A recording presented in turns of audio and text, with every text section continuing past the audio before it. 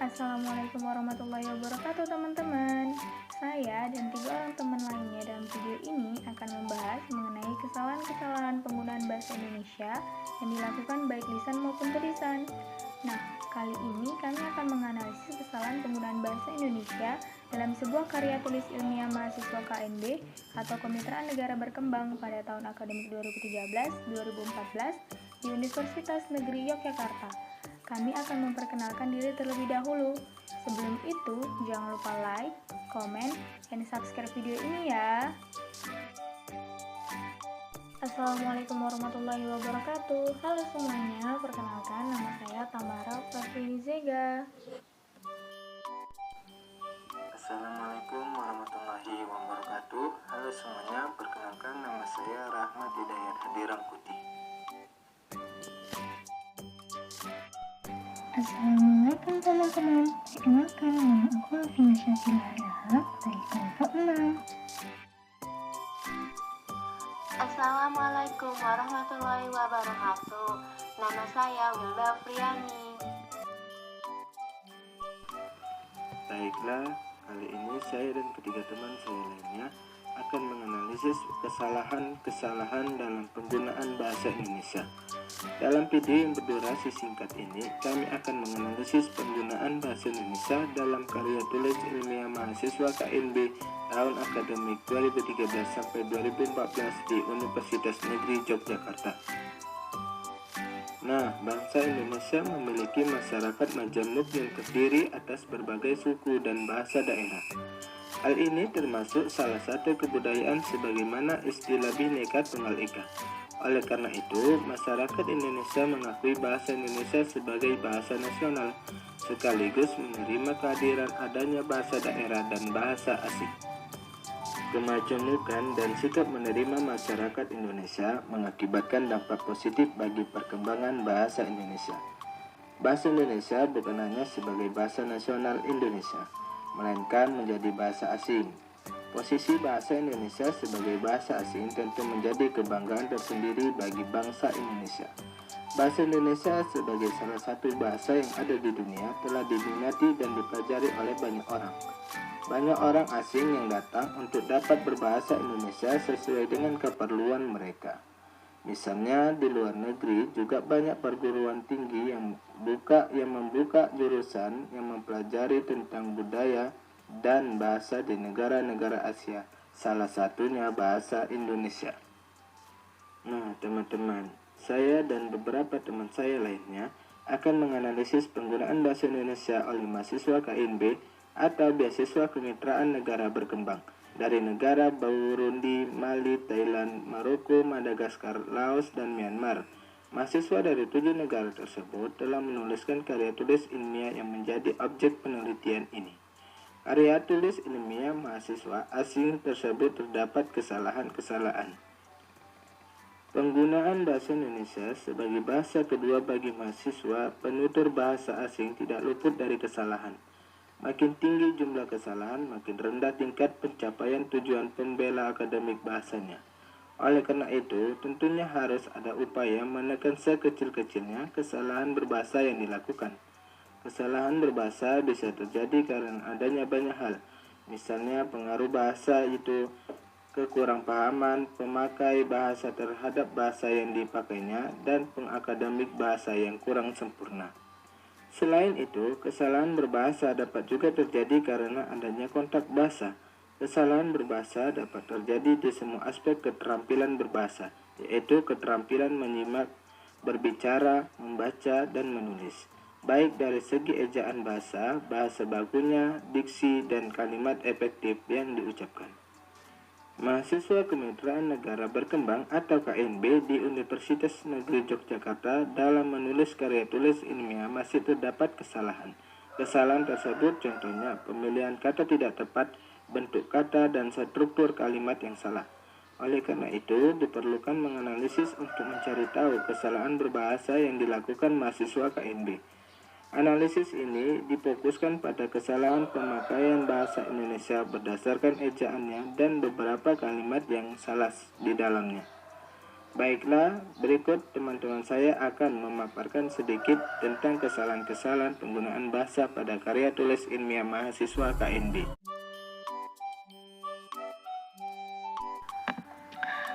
Kesalahan penulisan kata. Siswa di Thailand belajar bahasa Inggris sejak SD sampai universitas hampir 10 tahun.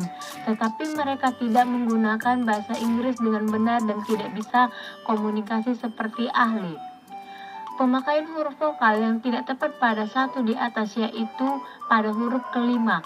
Huruf pada hampir pemakaian huruf pada kata tersebut melanggar kaidah EID bab 1 huruf B. Huruf melambangkan vokal dalam bahasa Indonesia terdiri atas huruf A, I, U, E, dan O. Huruf vokal yang seharusnya digunakan pada kata tersebut adalah huruf I. Selain itu, penulisan kata ampere dalam KBBI yang tepat adalah ampir. Kesalahan ini termasuk ke dalam kesalahan penulisan kata dalam ejaan bahasa Indonesia. Perbaikannya sebagai berikut.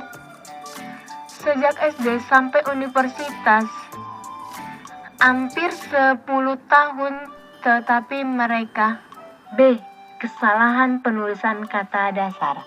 2. Bahasa adalah salah satu komunikasi yang paling lengkap dan digunakan oleh masyarakat di seluruh dunia.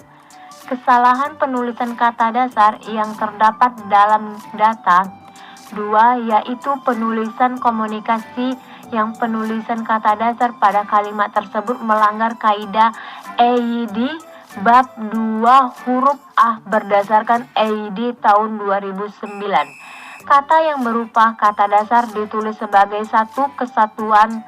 Kata tersebut terdiri atas dua kata sehingga penulisannya seharusnya tidak digabung, melainkan dipisah. Perbaikannya sebagai berikut. Bahasa adalah salah satu alat komunikasi yang lengkap. C. Kesalahan pemakaian tanda baca. 3. Namun di dunia kita tidak hanya ada satu atau dua bahasa. Oleh karena itu, penulis sangat tertarik pada topik ini dan ingin membahasnya. Kesalahan yang terdapat dalam kalimat 3 karena di belakang kata penghubung antar kalimat menggunakan tanda koma. Padahal tanda penghubung antar kalimat menandakan bahwa suatu kalimat telah berakhir kalimat. Melanggar kaidah EID bab 3 huruf A butir 1. Jadi kalimat 3 seharusnya menggunakan tanda titik, bukan tanda koma pada bagian sebelum kata penghubung antar kalimat. Perbaikan kalimat tersebut adalah sebagai berikut. 3. Namun di dunia kita tidak ada satu atau dua bahasa. Oleh karena itu, penulis. Perkenalkan, nama saya Alvina Syafila. Di bagian ini saya akan menjelaskan tentang kesalahan-kesalahan penggunaan bahasa Indonesia dalam karya tulis ilmiah mahasiswa KNB. Kesalahan kalimat efektif. Kalimat dibagi menjadi 4 aspek, yaitu kesepadanan struktur, penulisan kata, pemakaian tanda baca, dan penulisan unsur serapan. Kalimat efektif adalah kalimat yang sesuai dengan kaidah bahasa Indonesia, baik ejaan maupun tanda bacanya, sehingga mudah dipahami oleh pembaca ataupun pendengarnya. Dengan kata lain, kalimat efektif mampu menimbulkan kembali gagasan-gagasan pada pendengar atau pembacanya seperti apa yang dimaksudkan oleh penulis. Suatu kalimat dapat dikatakan sebagai kalimat efektif jika memiliki beberapa syarat sebagai berikut. 1. Mudah dipahami oleh pendengar atau pembacanya. 2. Tidak menimbulkan kesalahan dalam menafsirkan maksud sang penulis. 3. Menyampaikan pemikiran penulis kepada pembaca atau pendengarnya dengan tepat. 4. Sistematis dan tidak bertele-tele. Contoh kesalahan kalimat efektif dalam karya tulis ilmiah mahasiswa KNB sebagai berikut. A. Kesalahan struktur. Dengan situasi dan kondisi yang berada di sekolah Thailand Selatan yang semakin hari semakin buruk akan mengakibatkan motivasi para guru dan siswa menurun dengan cepat. Data terdapat kesalahan karena penggunaan preposisi pada fungsi subjek sehingga fungsi subjek kalimat tersebut menjadi hilang. Kalimat tersebut menjadi tepat apabila preposisi dengan dihilangkan, yaitu pembetulan kalimat. Situasi dan kondisi yang berada di sekolah Thailand yang semakin hari semakin buruk akan mengakibatkan motivasi para guru dan siswa menurun dengan cepat.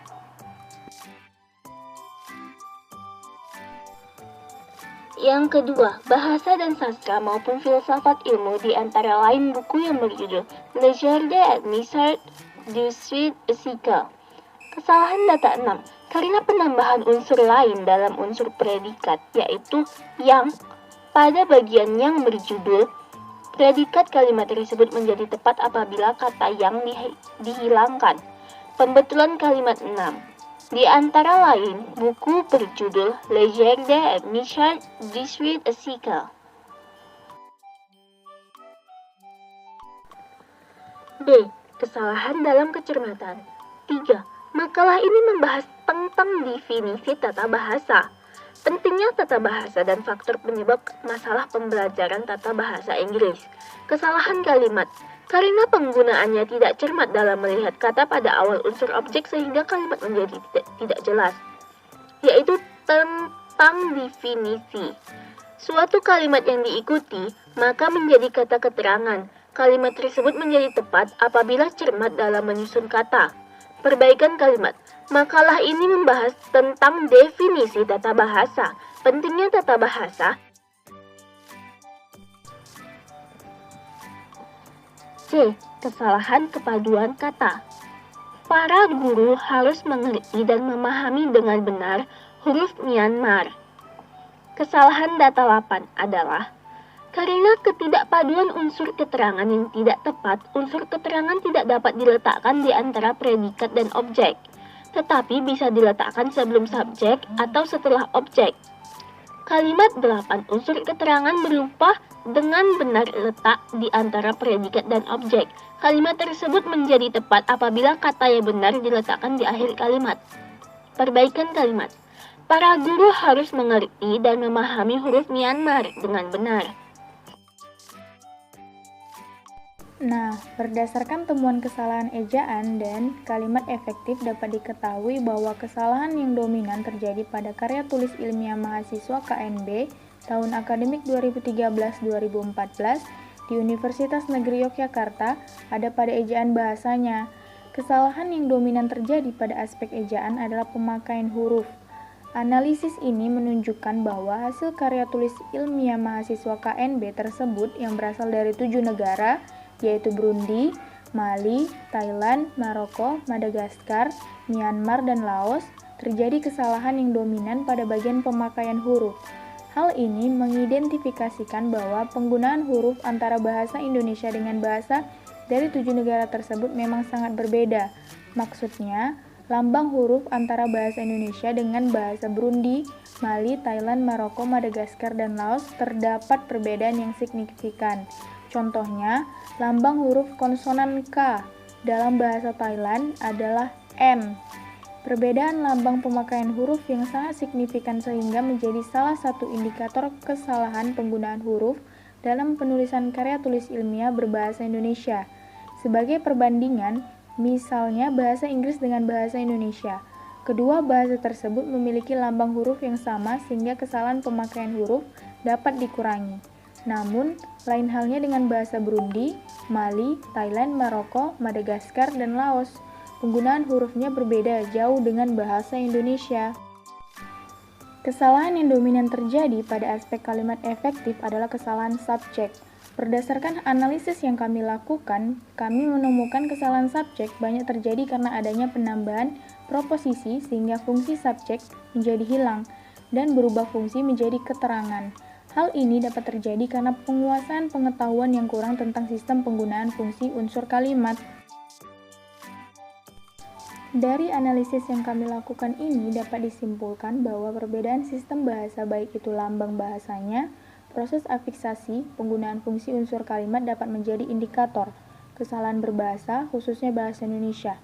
Dan dapat ditemukan kesalahan ejaan, kalimat efektif, dan jenis kesalahan dominan dalam karya tulis ilmiah mahasiswa KNB tahun akademik 2013-2014, yaitu sebagai berikut. Pertama, kesalahan ejaan karya tulis ilmiah mahasiswa KNB tahun ajaran 2013-2014 meliputi kesalahan pemakaian huruf, penulisan kata, pemakaian tanda baca, dan penulisan unsur serapan. Kedua, kesalahan dalam kalimat efektif. Karya tulis ilmiah mahasiswa KNB tahun ajaran 2013-2014 meliputi kesalahan kesepadanan struktur, kecermatan, kepaduan, kelogisan subjek dan predikat, serta subjek dan objeknya. Nah, ini adalah hasil dari analisis kami tentang kesalahan penggunaan bahasa Indonesia pada karya tulis ilmiah mahasiswa KNB Universitas Negeri Yogyakarta. Semoga video ini dapat memberikan pengetahuan kepada penontonnya, dan terima kasih telah menonton video ini.